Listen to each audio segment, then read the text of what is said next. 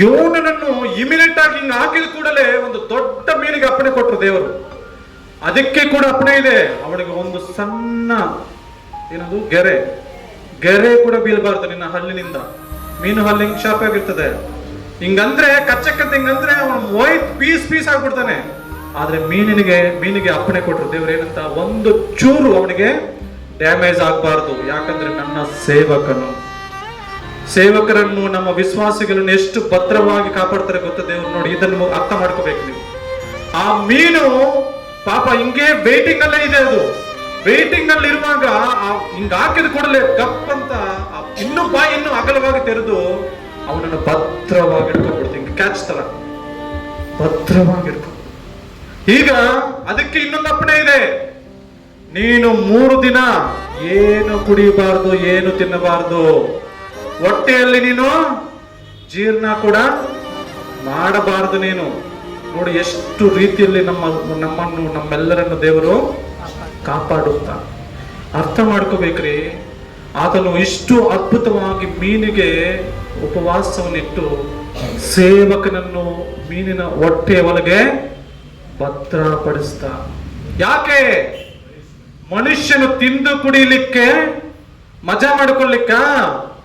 ದೇವರ ವಾಕ್ಯವನ್ನು ಹಂಚುವುದಕ್ಕೋಸ್ಕರವಾಗಿ, ದೇವರ ದಾರಿಯಲ್ಲಿ ಅನೇಕರನ್ನು ನಡೆಸುವುದಕ್ಕೋಸ್ಕರವಾಗಿ, ದೇವರ ಮಾರ್ಗವನ್ನು ತೋರಿಸೋದಕ್ಕೋಸ್ಕರವಾಗಿ. ಯಾರನ್ನಿಟ್ಟ? ಯೋನನನ್ನಿಟ್ಟ.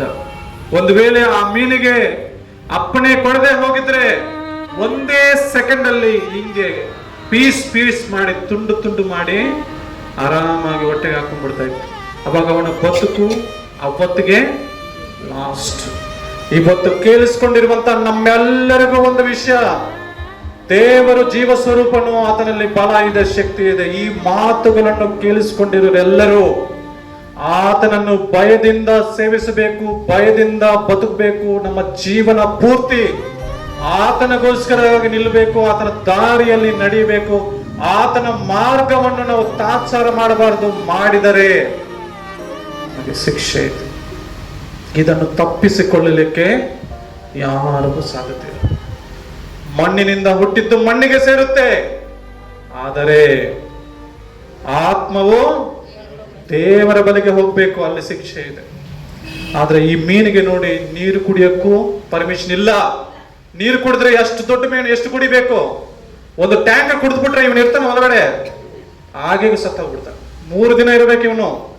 ಮತ್ತು ಏನಾದ್ರೂ ಫಿಶ್ ಅಥವಾ ಏನಾದ್ರೂ ಒಂದು ಫುಡ್ ತಗೊಂಡ್ರೆ ಅವನ ಮೇಲೆ ಹೋಗಿ ರಾಶಿಯಾಗಿ ಬೀಳ್ತಾ ಇದ್ರೆ ಅವನು ಬದುಕ್ತಾನೆ, ಹೊರಗಡೆ ಬದುಕಲ್ಲ. ಆದ್ರೆ ನಮ್ಮ ಸ್ವಾಮಿ ಅವೆಲ್ಲವನ್ನು ಆ ಒಳಗಡೆ ಒಂದು ರೀತಿಯಲ್ಲಿ ಗರ್ಭದಲ್ಲಿ ಇರುವಂತ ಶಿಶುವ ಹಾಗೆ ನಮ್ಮ ಸ್ವಾಮಿ ಏನ್ ಮಾಡಿದ್ರು? ಕಾಯ್ದು ಕಾಪಾಡಿದ್ರು ಯಾವುದೇ ರೀತಿಯಲ್ಲಿ. ಆಗ ಬುದ್ಧಿ ಬಂತು ಯಾರಿಗೆ? ಯೋನನಿಗೆ. ಆಗ ಪ್ರಾರ್ಥನೆ ಮಾಡ್ತಾನೆ ನೋಡಿ, 2ನೇ ಅಧ್ಯಾಯ ಪೂರ್ತಿ ಪ್ರಾರ್ಥನೆ. ಯೋನನು ಹೊಟ್ಟೆಯೊಳಗೆ ಇದ್ದುಕೊಂಡು ತನ್ನ ದೇವರಾದ ಯೆಹೋವನಿಗೆ ಪ್ರಾರ್ಥನೆ ಮಾಡಿದನು, ಇಕ್ಕಟ್ಟಿನಲ್ಲಿ ಯೆಹೋವನಿಗೆ ಮೊರೆ ಇಟ್ಟನು, ಆತನು ನನಗೆ ಸದುತ್ತರವನ್ನು ದಯಪಾಲಿಸಿದನು ಎಂಬುದಾಗಿ ಆತನ ಮಾತಲ್ಲಿ ಹೇಳ್ತಾನೆ. ದಾವೀದನು ಹೇಳಿದ ಹಾಗೆ ಹೇಳ್ತಾನೆ ಆತನು. ಆ ಮಾತನ್ನು ಹೇಳ್ಬೇಕಂತಂದ್ರೆ ದೇವರು ಉಪಕಾರವನ್ನು ನೆನೆಸುವಾಗ ಆ ಮಾತನ್ನು ಹೇಳಲಿಕ್ಕಾಗತ್ತೆ. ಅದಕ್ಕೆ ಆ ಮಾತನ್ನಲ್ಲಿ ಹೇಳುವಂಥದ್ದಾಗಿದೆ. ದಯವಿಟ್ಟು ನಮ್ಮ ದೇವರು ಉಪಕಾರವನ್ನು ಮಾಡುವವನು, ಅಪಕಾರವನ್ನು ಮಾಡುವನಲ್ಲ.